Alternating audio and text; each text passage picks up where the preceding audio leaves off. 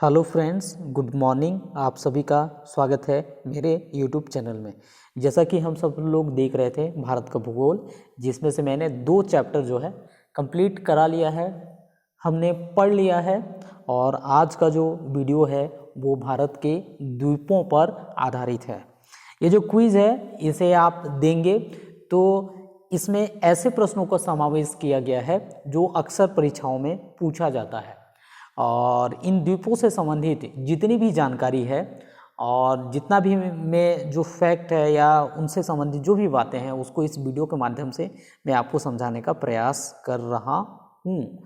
तो वीडियो शुरू करने से पहले आपसे मेरी रिक्वेस्ट है कि यदि आपने मेरे चैनल को सब्सक्राइब नहीं किया है तो सब्सक्राइब कर लें और अधिक से अधिक लोगों तक शेयर करें। तो चलिए शुरू करते हैं, ठीक है। तो सबसे पहले यहाँ पर समझते हैं कि द्वीप किसे कहते हैं। द्वीप किसे कहते हैं? ऐसा क्षेत्र जो चारों ओर से पानी से घिरा हो उसे हम क्या कहते हैं? द्वीप कहते हैं। तो यदि हम भारत के द्वीपों की यदि हम बात करें तो इसकी स्थिति क्या है और कितने भागों में बांटा जा सकता है, इस मैप के माध्यम से मैं आपको बताता हूँ। जैसा कि आप यहाँ पर देख पा रहे होंगे, ये भारत का मानचित्र है। तो भारत के जो द्वीप हैं उसको प्रमुख रूप से 2 भागों में बांटा जा सकता है। पहला है बंगाल की खाड़ी के द्वीप और दूसरा जो है अरब सागर के द्वीप। तो ये 2 भाग में इसको हम बांट सकते हैं। इसके अलावा दूसरे तरीके से भी बांटा जा सकता है, जो भारतीय तट के थोड़ा नज़दीक के द्वीप हैं, है ना, अपतटीय या नज़दीक हैं, तो वो वाले द्वीप, और जो गहरे सागर में है वो वाला द्वीप, तो इसके हिसाब से भी बांट सकते हैं। लेकिन प्रमुख रूप से आपको 2 भाग याद रखना है, बंगाल की खाड़ी वाले द्वीप और अरब सागर वाले द्वीप। ये दोनों को मिला के करीब वही 500 से ऊपर छोटे बड़े द्वीप हैं, ठीक है। यहाँ पर मैप में देख पा रहे होंगे, ये द्वीप ही बता रहा है। ये जो द्वीप हैं एक्चुअली में वो हिमालय का ही एक विस्तार है। जैसा कि आपको पता है कि उत्तर में हिमालय है और हिमालय का विस्तार जो है उत्तर पूर्वी भारत में भी है। अराकान की पहाड़ी जो क्या है, भारत और म्यांमार के बीच सीमा रेखा बनाती है, और इसी अराकान की पहाड़ी का जो विस्तार है वो यहाँ तक आया है, ऐसा आप समझ सकते हैं। तो अराकान की पहाड़ी हिमालय का ही विस्तार है। तो इसको आप ये बोल सकते हो कि ये जो द्वीप हैं एक्चुअली में वो इसी के विस्तार हैं, हिमालय के ही विस्तार हैं, ठीक है। तो अब इसमें से हम लोग समझेंगे कि बंगाल की खाड़ी में कौन कौन से द्वीप हैं या उनका ग्रुप को क्या कहते हैं। तो वो है अंडमान निकोबार द्वीप समूह, है ना। और उसी तरह अरब सागर में लक्षद्वीप द्वीप समूह है ना। तो अरब सागर में सबसे बड़ा द्वीप लक्षद्वीप है। उसी तरह यदि बंगाल की खाड़ी में बात करें तो अंडमान है और निकोबार हैं, ये बड़े द्वीप हैं, इसीलिए उन्हीं के नाम पर ये पूरे का नाम रखा गया है, अंडमान निकोबार द्वीप समूह। और बाकी जो बातें हैं क्वेश्चन करते जाएंगे तो वहाँ पर और क्लियर होते जाएगा। तो यहाँ पर देखेंगे, सबसे पहला प्रश्न है कि इनमें से सबसे बड़ा क्षेत्रफल की दृष्टि से कौन सा द्वीप है। तो इसमें अंडमान के बारे में दिया हुआ है। तो यदि हम अंडमान की बात करें तो ये 3-4 छोटे छोटे द्वीप हैं अंडमान, मतलब अंडमान की केवल बात करें तो सबसे पहला जो है वो होता है उत्तरी अंडमान, फिर उसके बाद मिडिल अंडमान या मध्य अंडमान, फिर साउथ अंडमान, और फिर क्या है लघु अंडमान, जिसे वह लिटिल अंडमान कहते हैं। इनमें से सबसे बड़ा कौन सा है ना, इनमें से सबसे बड़ा कौन सा है यदि हम कहें तो वो है क्षेत्रफल की दृष्टि से सबसे बड़ा अंडमान है मध्य अंडमान, ठीक है। तो ये याद रखना है। अगला प्रश्न है यहाँ पर, अंडमान निकोबार द्वीप समूह की राजधानी पोर्ट ब्लेयर कहाँ पर स्थित है। तो अंडमान निकोबार द्वीप की याद रखना है आपको, ये परीक्षा में पूछता है। अंडमान निकोबार द्वीप समूह की जो राजधानी है वो क्या है? Port Blair. जो पोर्ट ब्लेयर है वो दक्षिणी अंडमान में स्थित है, और दक्षिणी अंडमान में ही सेलुलर जेल जो अंग्रेज़ों ने बनाया था, जो हमारे भारत के स्वतंत्रता सेनानी थे, उनको अंडमान निकोबार, मतलब ये जो दक्षिणी अंडमान में जहाँ पर सेलुलर जेल है उन्हें कैद करके रखा जाता था, यातनाएं दी जाती थी। ये आज भी वो जेल वहाँ पर है जहाँ पर लोग पर्यटक के तौर पर देखने जाते हैं, ठीक है। तो ये याद रखना है, दक्षिणी अंडमान में अंडमान निकोबार द्वीप समूह की राजधानी है पोर्ट ब्लेयर, और साथ में यहाँ पर क्या है? सेलुलर जेल है। तो ये हो गया। अगले प्रश्न पर आते हैं। भारत का एक जागृत ज्वालामुखी स्थित है। जागृत हो गया, जागृत पढ़ना है आपको, है ना, लिखने में टाइप करने में थोड़ा सा गलत हो गया है। तो यहाँ पर देखेंगे भारत का एकमात्र जागृत ज्वालामुखी जो है बैरन द्वीप पर है। यदि आप ज्वालामुखी की बात करें तो 2 सुषुप्त ज्वालामुखी और एक जागृत ज्वालामुखी, है ना। तो सुषुप्त मतलब सक्रिय नहीं है, जो किसी काल में रहा होगा। तो एक तो वो है नारकोंडम द्वीप, है ना, जहाँ पर सुषुप्त ज्वालामुखी है, और एक जागृत ज्वालामुखी जो है वो कहाँ है, बैरन द्वीप में है। तो ये नारकोंडम द्वीप और बैरन द्वीप जो है, जो उत्तरी अंडमान है उसके ठीक जो है थोड़ी ही दूर में, मतलब उसके आसपास ये दोनों द्वीप है ना। तो ये आपको याद रखना है। कौन कौन सा? नारकोंडम द्वीप में सुषुप्त ज्वालामुखी है, सक्रिय नहीं है, जबकि बैरन द्वीप में एक सक्रिय ज्वालामुखी है। तो ये आपको याद रखना है।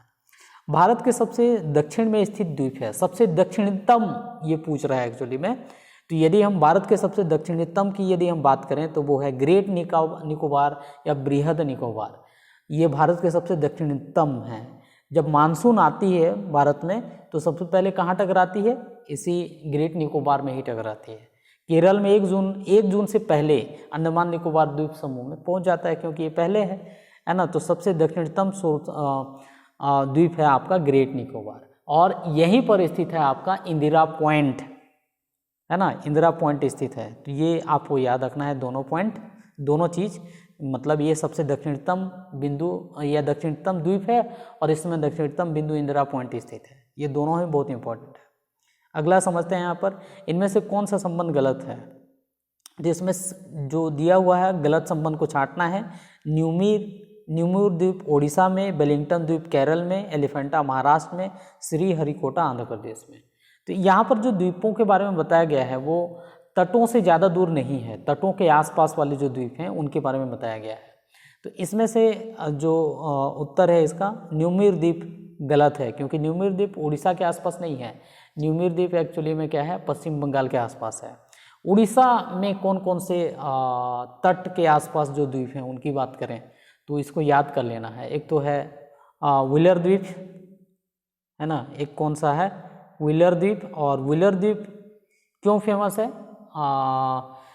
क्योंकि यहाँ से मिसाइल का परीक्षण किया जाता है। तो ये इसलिए एग्जाम में कई बार पूछता है, तो आपको याद रखना है व्हीलर द्वीप, ठीक है। दूसरा है गोपालपुर द्वीप, वो भी कहाँ पर है, उड़ीसा में है। चांदीपुर भी एक द्वीप है मेरे ख्याल से, वो भी कहाँ है, उड़ीसा में है। तो ये याद रखना है आपको, व्हीलर है, चांदीपुर है, गोपालपुर है, ये सब कहाँ है, उड़ीसा में है। अब बात करते हैं केरल। केरल में एक द्वीप है वेलिंगटन द्वीप, है ना, आसपास। तो ये एक पर्यटक स्थल है, तो ये भी याद रखना है, वेलिंगटन द्वीप। फिर है महाराष्ट्र। महाराष्ट्र में जो द्वीप है वो है एलिफेंटा द्वीप, याद रखना है ना। और फिर श्रीहरिकोटा द्वीप जो है कहाँ है, आंध्र प्रदेश में है। श्रीहरिकोटा के बारे में आपको थोड़ा सा ध्यान रखना है, क्योंकि श्रीहरिकोटा में जो है सतीश धवन रिसर्च सेंटर है ना। तो ये इसलिए आपको याद रखना है, ठीक है। तो इतना याद रखना है। और एक तो याद रख लेना आलियावेट द्वीप। आलियावेट द्वीप खंबात की खाड़ी में है, तो ये आपको याद रखना है, जहाँ पर पेट्रोलियम का भंडारण है, सबसे ज़्यादा मिलता है वहाँ पर। अगला है यहाँ पर, इनमें से कौन सा द्वीप प्रवाल वित्तीय द्वीप है। ये कई बार परीक्षा में पूछा है, तो इसको तो पूरी तरह से आपको याद रखना है। तो वो है लक्षद्वीप। लक्षद्वीप कहाँ है, अरब सागर में स्थित है। और लक्षद्वीप की जो राजधानी है वो है कावारती। तो ये भी एग्जाम में आता है, ठीक है। और इसको एक प्रवाल वित्तीय द्वीप कहते हैं। तो प्रवाल वित्तीय द्वीप क्यों कहा जाता है? प्रवाल वित्तीय एक प्रकार का जीव है जो हजारों या लाखों के हिसाब से जन्म लेता है, और मर जाने के बाद उसका जो अवशेष होता है उसी से जमा होने की वजह से ये द्वीप बना है। तो इस द्वीप को बनने में लाखों साल लगे होंगे, है ना। ऐसे द्वीप को बनने में बहुत समय लगता है। तो इस टाइप का द्वीप जो है वो कौन सा है, लक्षद्वीप है। तो ये कई बार प्रश्न परीक्षाओं में पूछा है, तो आपको याद रखना है। अगला है श्री सतीश धवन रिसर्च सेंटर, इस द्वीप में है। तो अभी अभी मैं बताया श्रीहरिकोटा द्वीप में है ना। भारत का सबसे दक्षिणतम छोर कौन सा है? भारत का सबसे दक्षिणतम छोर इंदिरा पॉइंट कहाँ पर स्थित है? अभी भी बताया मैं, ग्रेट निकोबार द्वीप समूह में स्थित है ना।